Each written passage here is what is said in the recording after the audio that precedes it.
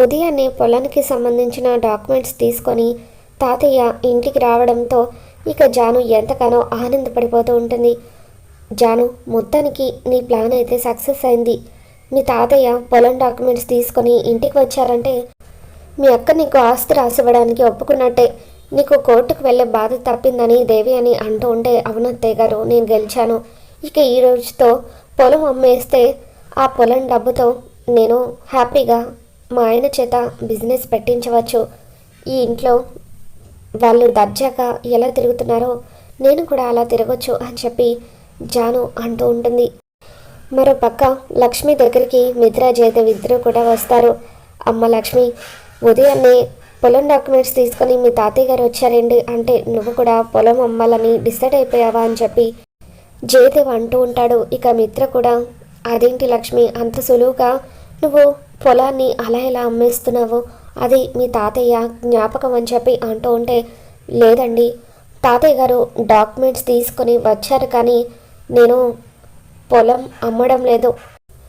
ఆ పొలం మా తాతయ్య ఊపిరి. నా కంఠంలో ప్రాణం ఉండగా ఆ పొలాన్ని చేయి జారిపోనివ్వను అని చెప్పి లక్ష్మి అంటూ ఉంటుంది. మరి మీ తాతయ్య గారు ఎందుకు వచ్చినట్టు అని చెప్పి మిత్ర అంటూ ఉంటే, అందుకు ఒక కారణం ఉంది, పదండి, కాసేపట్లో మీకే తెలుస్తుంది అని చెప్పి లక్ష్మి కిందికి వస్తూ ఉంటుంది. ఇక లక్ష్మి కిందకి వచ్చిన తర్వాత పార్థసారథి, ఇదిగో అమ్మ లక్ష్మి, నువ్వు అడిగిన డాక్యుమెంట్స్ తీసుకొచ్చాను అని చెప్పి ఆయన అంటూ ఉంటారు. దాంతో లక్ష్మి ఆ డాక్యుమెంట్స్ని తీసుకొని వెళ్ళి డైరెక్ట్గా మనీష చేతిలో పెడుతుంది. డాక్యుమెంట్స్లో నేను సంతకం చేసే ముందు అసలు ఆ డాక్యుమెంట్స్లో ఏముందో చదవండి అని చెప్పి అంటూ ఉంటే మనీష ఆ డాక్యుమెంట్స్లో ఉన్నది చదివి ఒక్కసారిగా షాక్ అవుతుంది. ఇక ఆ తర్వాత జాను కూడా ఆ డాక్యుమెంట్స్లో ఏముందో చదివి షాక్లో ఉండిపోతుంది. ఇక మిత్ర జయదేవ్ ఇద్దరు ఒకరినొకరు చూసుకుంటారు.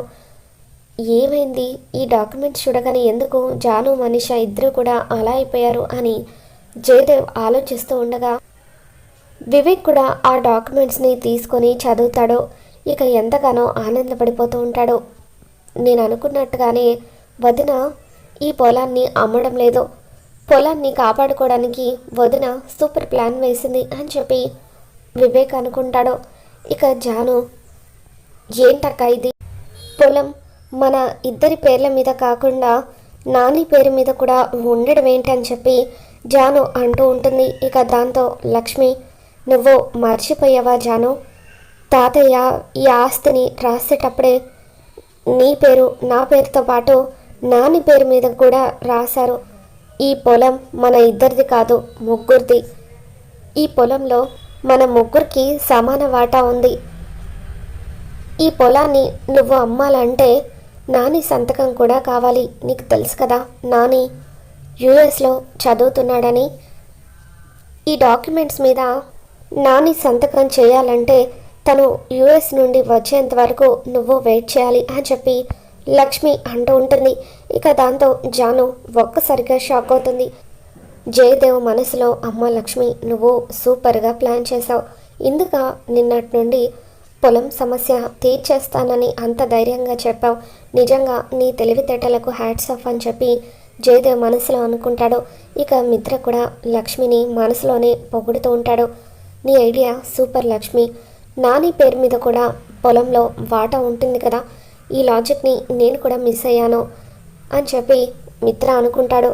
ఆ తర్వాత జాను, ఇది మోసం, కావాలనే పొలం అమ్మకుండా చేయాలని నువ్వు ఇటువంటి కండిషన్స్ అన్నీ పెడుతున్నావు కదక్క అని చెప్పి అంటూ ఉంటే, ఇందులో నేను కండిషన్ పెట్టేదేముంది జాను, నీలాగా నాలాగా నాని కూడా ఆస్తిలో వాటా వచ్చేలాగా తాతయ్య వీలు నమ్మ రాశారు.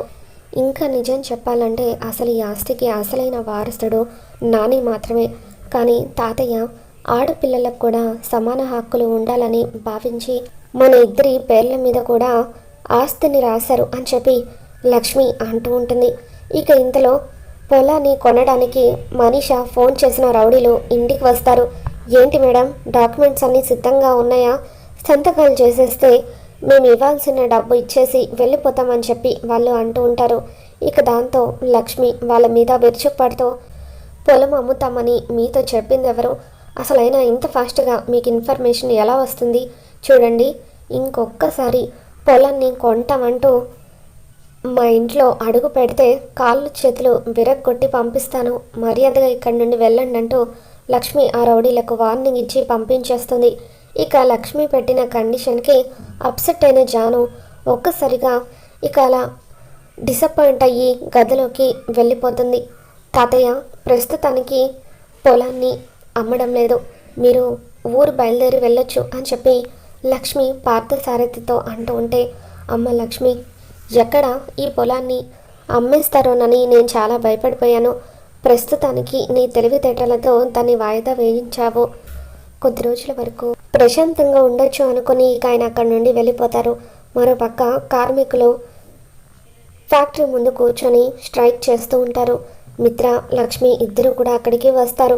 దయచేసి నేను చెప్పేది వినండి, ఈరోజైనా స్ట్రైక్ని విరమించండి అని లక్ష్మి అంటూ ఉంటే, అప్పుడు అక్కడున్న యూనియన్ లీడర్, లేదు, ఎట్టి పరిస్థితుల్లోనూ ఈ స్ట్రైక్ని మేము విరమించము అని చెప్పి అంటూ ఉంటాడు. ఇక ఇంతలో అక్కడ కూర్చొని ఉన్న ఒక పెద్ద ఆయనకు గుండెపోటు వస్తుంది. పాపం నిన్నటి నుండి స్ట్రైక్ చేస్తూ టాబ్లెట్స్ సరిగ్గా వేసుకోకపోవడం వల్ల ఆయనకు గుండెపోటు వచ్చింది అని చెప్పి చుట్టుపక్కల ఉన్న కార్మికులు అందరూ కూడా అంటూ ఉంటారు. అప్పుడు లక్ష్మి ఆ పెద్దయిన దగ్గరికి వెళ్ళి అందరూ పక్కకు తప్పుకుండంటూ ఇక అలా సిపిఆర్ చేసి ఆ పెద్దయినను గుండెపోటు నుండి కాపాడుతుంది. వెంటనే అంబులెన్స్కి ఫోన్ చేసి ఆ పెద్దయినను హాస్పిటల్లో అడ్మిట్ చేస్తుంది. ఇక అలా లక్ష్మి ఆయన ప్రాణాలు కాపాడడం వల్ల ఆయన హాస్పిటల్లో ట్రీట్మెంట్ తీసుకుంటూ ప్రాణాలతో బయటపడతారు. ఇక అక్కడున్న వర్కర్స్ అందరూ కూడా లక్ష్మి చేసిన మంచి పనిని గురించి ఆలోచిస్తూ ఉంటారు. ఒరే లక్ష్మి మేడం, మనం స్ట్రైక్ చేస్తున్నా కూడా మన మీద ఎటువంటి కోపం పెట్టుకోకుండా ఆ పెద్దయనకు గుండెపోటు రాగానే పెద్ద మనసుతో ఆయనను కాపాడారు. వాళ్లకు వ్యతిరేకంగా మనం స్ట్రైక్ చేస్తున్నా సరే నిన్న రాత్రి మన గురించి ఆలోచించి భోజనం పంపించారు. ఉదయాన్నే టీలు టిఫిన్లు కూడా ఏర్పాటు చేశారు. ఇలా అన్నం పెట్టిన కంపెనీకి మనం వెన్నుపోటు పొడుస్తున్నామేమో అనిపిస్తుంది. అనవసరంగా ఈ యూనియన్ లీడర్ రవిగడి మాటలు విని మన వేలితో మన కంటినే పొడుచుకుంటున్నాం అని చెప్పి ఇక మిగతా వర్కర్స్ అందరూ కూడా అంటూ ఉంటారు. దాంతో ఇక అందరూ కూడా స్ట్రైక్ని విరమించుకొని లేచి నిలబడతారు. నా మాటలు వినండి, మీరు ఇప్పుడు స్ట్రైక్ ఆపేస్తే మన డిమాండ్స్ ఏవి కూడా పూర్తి అవ్వవు అని చెప్పి రవి అంటూ ఉంటాడు. రే రవి, ఏంట్రా నీ డిమాండ్స్? లక్ష్మీ మేడం చైర్మన్గా వచ్చిన దగ్గర నుండి, గతంలో మిత్ర గారు చైర్మన్గా ఉన్న దగ్గర నుండి మన పిల్లలు నందన్ ఫ్యామిలీ వాళ్ళు కట్టించిన స్కూల్స్లో కాలేజెస్లో చక్కగా చదువుకుంటున్నారు. చదువు పూర్తయిన తర్వాత వాళ్ళ ఫ్యాక్టరీలలోనే మన పిల్లలకు ఉద్యోగాలు ఇప్పిస్తున్నారు. హెల్త్ ఇన్సూరెన్స్లు ఇస్తున్నారు.